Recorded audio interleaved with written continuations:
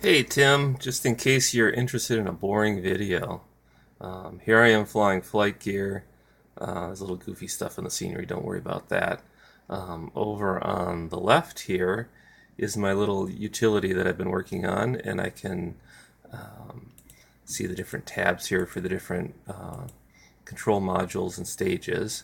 I'm going to go to roll angle hold, and I'm going to come down here and click plot.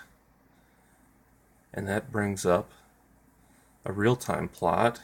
I'm going to slide it over here, and you can see, hopefully, cruising along slowly. Okay, now I'm going to make this, whoops, full screen. So you can see the plane went into a bank, and over here you can see the blue line is the ailerons, and the red line is the target roll angle, and the green line is the actual roll angle. So you can see how we track and what control inputs we're using to do that. This will get a little long, but just for fun, I'm going to go over here to weather, manual configuration, just set up some light turbulence, because it's pretty boring to see flat lines. So then I can come back over here.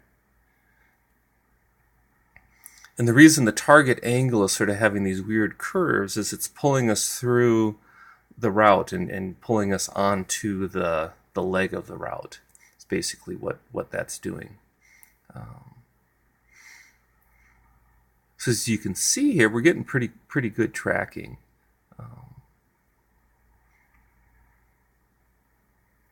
And it just slowly updates. There's a little noise because of a little bit of turbulence that I've added. Pretty see colors changing with depth.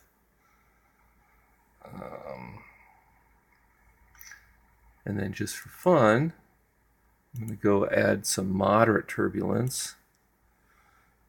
And this, whoops, that's severe. I want moderate, moderate, moderate. This seems to be matching what the Telemaster often sees out on a typical summer afternoon. And so you can see how the lines there have gotten a lot more jumpy. Still tracks pretty good. The red is the actual roll angle, the green is the target roll angle, and the blue is the input. But you can see how the input is now fighting back and forth to try to hold the target. And the actual roll sort of oscillates around the target as well, with due to the turbulence. So, but on the whole, it tracks still pretty well.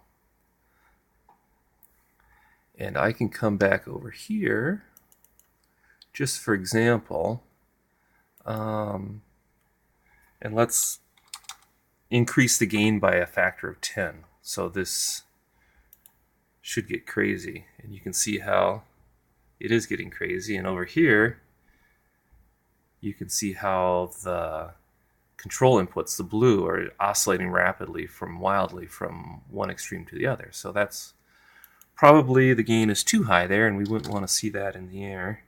I'll put it back to like just half of that. So we're still 5 times more than what we were before. And you can see it isn't really coming back under control, so we're still way too high. Cut it in half again.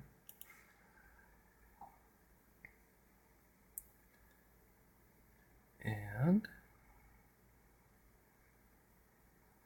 still pretty much swinging wildly.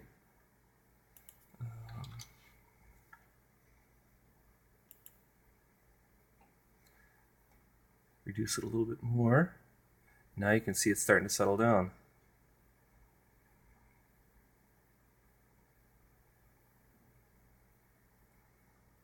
But again, it's still probably too high. So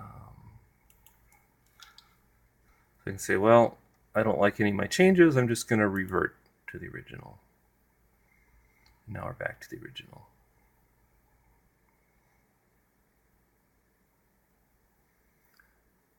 So hopefully this will all work pretty similar in the real airplane. There'll probably be a little bit more latency just because we're going through a couple more steps. But anyways, 5 minutes of movie, that's probably too long already.